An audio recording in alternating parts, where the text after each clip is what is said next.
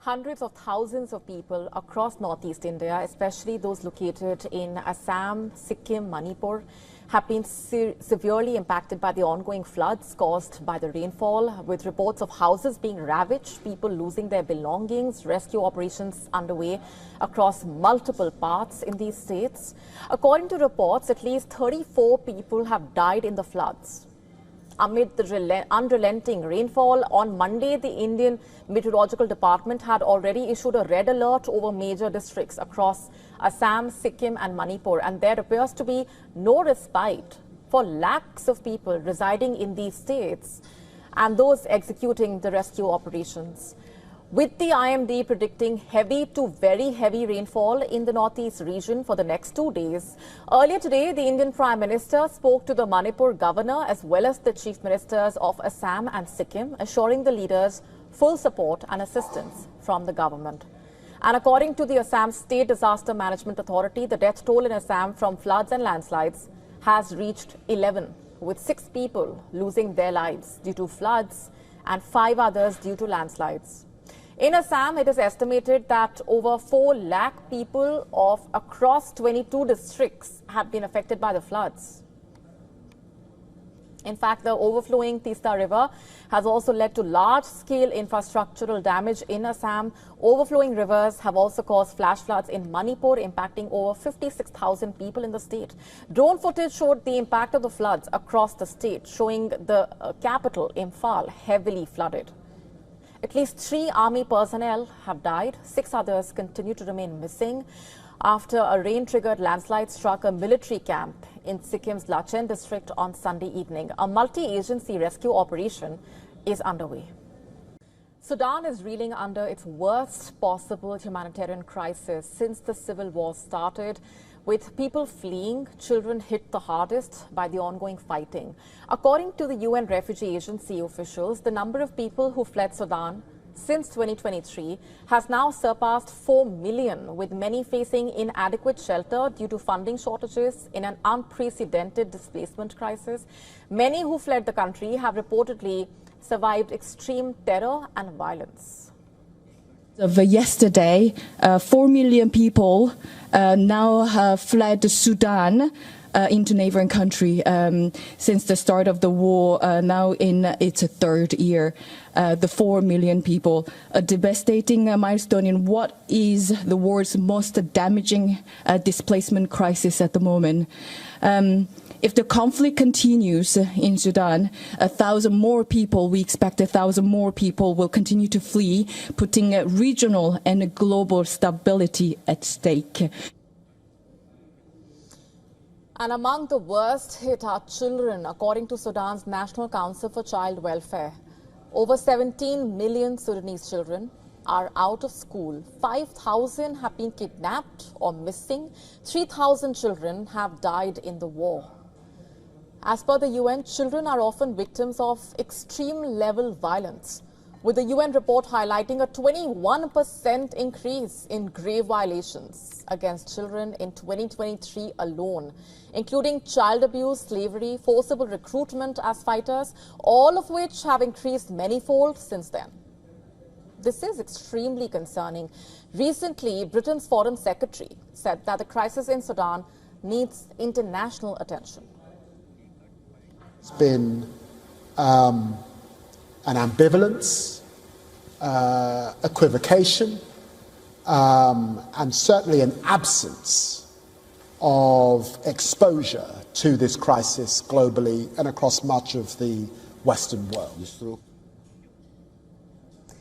The fighting which broke out between the Sudanese armed forces and the rival Rapid Support Forces in April 2023 has taken a disastrous shape, killing tens of thousands of people and uprooting about 13 million reportedly. Sudan shares borders with 7 countries, these being Chad, South Sudan, Egypt, Eritrea, Ethiopia, Central African Republic and Libya. And more than 800,000 of the refugees, 800,000 of the refugees have arrived in Chad, who are living in dire conditions due to massive funding shortage.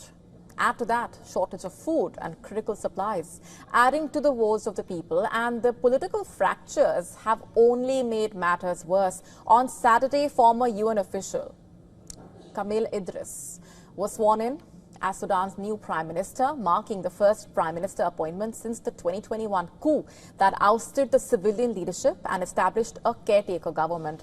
However, it's unclear how much power he will really have as the army fights against the paramilitary RSF, and with the humanitarian crisis mounting every single day. Will the people of the country get relief anytime soon? There are more questions than answers at this point.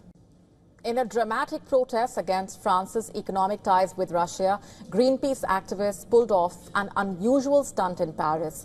They stole a wax statue of the President Emmanuel Macron while staging a demonstration outside the Russian embassy.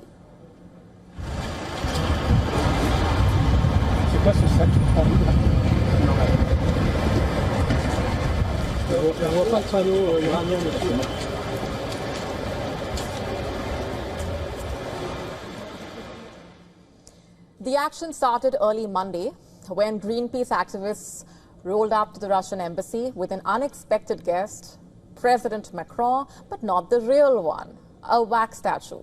The lifelike figure had been swiped from Paris's famous museum earlier that day. The media captured the brief but symbolic protest as it unfolded in real time as activists unfurled a banner reading, "Ukraine burns, business goes on," quote unquote.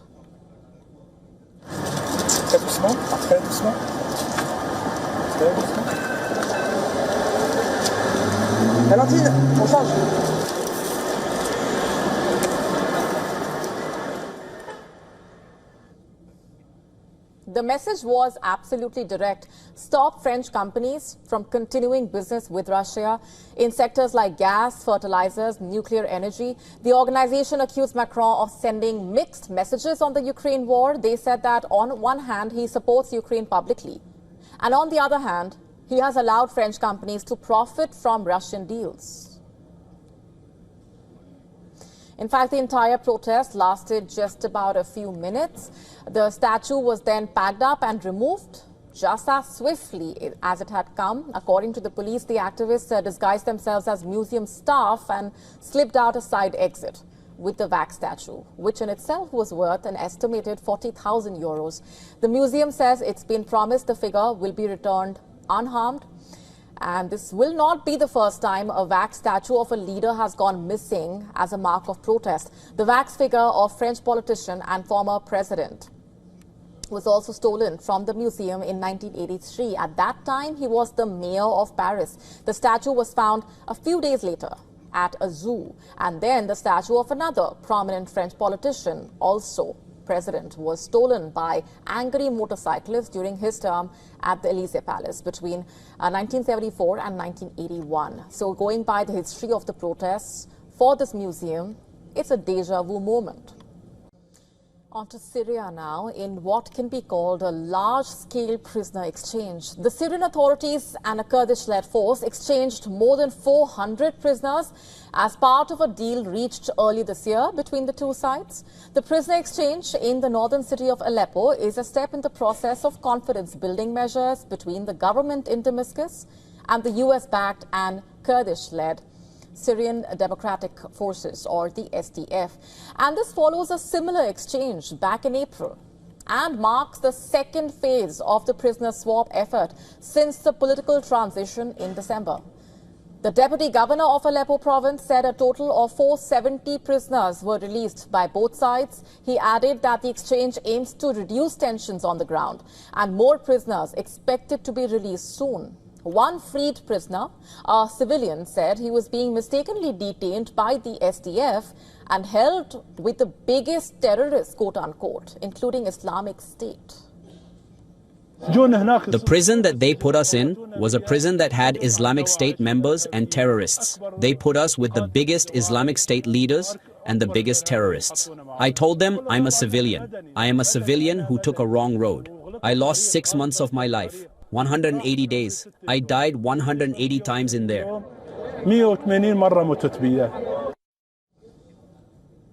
And this comes as officials aim to ease the tensions between the Damascus government and the US-backed SDF. Back in March, Syria's interim government signed a deal with the Kurdish-led authority that controls the country's northeast. The deal included a ceasefire and the merging of the main US-backed force into the Syrian army. And since the deal was inked, the clashes between the SDF and the Turkey-backed Syrian National Army almost stopped in northern Syria after months of fighting that left dozens killed or injured on both sides. Across the country, Syria's new rulers are struggling to assert control and achieve political settlements with different ethnic and religious groups, as well as peace in the country's fractured post-war landscape. What lies ahead is the big question.